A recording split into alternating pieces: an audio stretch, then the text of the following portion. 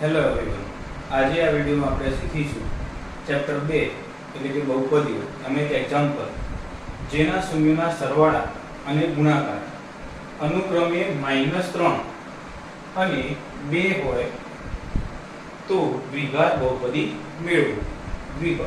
પહેલા તો આપણને દ્વિઘાત બહુપદી શું એ ખબર હોવી જોઈએ. પહેલા તો દ્વિઘાત બહુપદી એટલે કે ax² bx c આ બહુપદી આપણે મેળવવાની. બહુપદી એટલે કે એમાં a b અને c અજ્ઞાત સંખ્યાઓ જેની આપણે દરેકની કિંમત મેળવવાની. સૌથી પહેલા શું આપ્યું? શૂન્યના સરવાળા અને ગુણાકાર અનુક્રમે એટલે કે શૂન્યના સરવાળા કેટલા આપ્યા? -3. કેટલા આપ્યા? -3. તો અહીંયા આપણે સૌ પહેલા લખીશું શૂન્યના સરવાળા બરાબર -3. બીજી એક વસ્તુ કે શૂન્યના સરવાળાનું સૂત્ર -b/a એટલે અહીંયા લખીએ -b/a શૂન્યના સરવાળા -b/a બરાબર -3.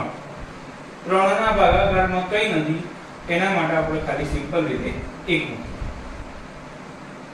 આગળ લઈશું ધારો કે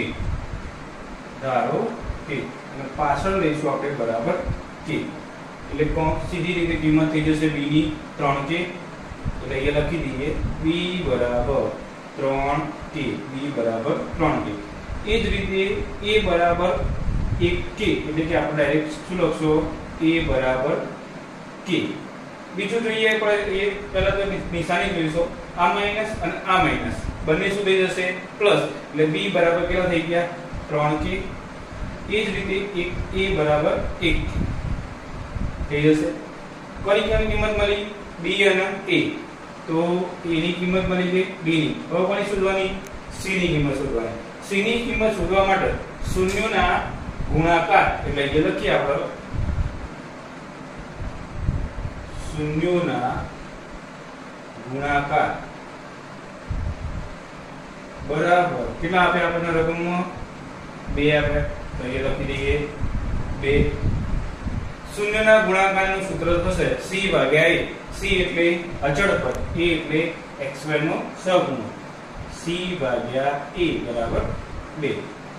a ની કિંમત આપણે ઉપરને મળી ગઈ એ અહીંયા મૂકશો આપણે c બરાબર c/a બરાબર 2. તો ભાગાકારમાં આ સાઈડ આવશે તો ગુણાકારમાં c બરાબર 2 * k એટલે c બરાબર 2 થઈ જશે. આ c ની કિંમત. ત્રણેય કિંમતો મળી ગઈ આપણને a b અને c. એ ત્રણેય કિંમતો આપણે દ્વિઘાત બહુપદીમાં મૂકી દઈએ. દ્વિઘાત બહુપદી બરાબર ax² bx c. a એટલે કેટલી કિંમત મૂકીશું આપણે? k એટલે આપણે એ લખીએ kx² પ્લસ b એટલે 3kx પ્લસ c એટલે 2k એટલે 2k લખી દઈશું આપણે.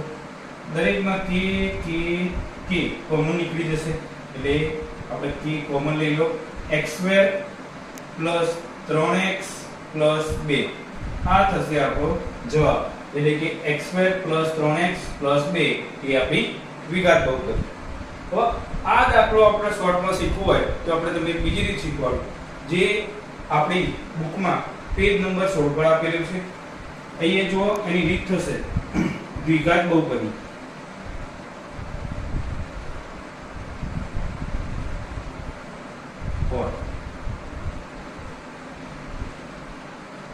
લખવાનું kx² minus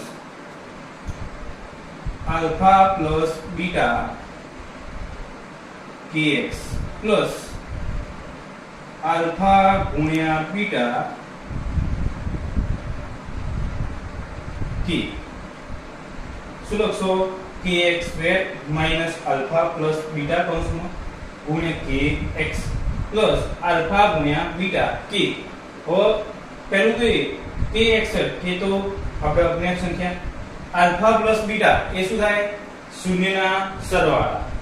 આલ્ફા ગુણ્યા બીટા શૂન્યના ગુણાકાર એ આપણને રકમમાં આપી દીધેલું, તો આપણે kx² એમને મૂકીશું માઈનસ આલ્ફા પ્લસ બીટા એટલે શૂન્યના સરવાળા કેટલા આપેલા -3 માઈનસ આપણે લખશું -3 kx પ્લસ આલ્ફા ગુણ્યા બીટા શૂન્યના ગુણાકાર કેટલા થશે 2k એ લખી દઈએ kx² minus minus plus 3kx plus 2k k common નીકળી જશે x² પ્લસ 3x પ્લસ 2 આ આપણી દ્વિઘાત બહુપદી જે સેમ ઉપરના દાખલાનો જવાબ અને સેમ નીચેના દાખલાનો જવાબ બંને જવાબ કેવા થશે સેમ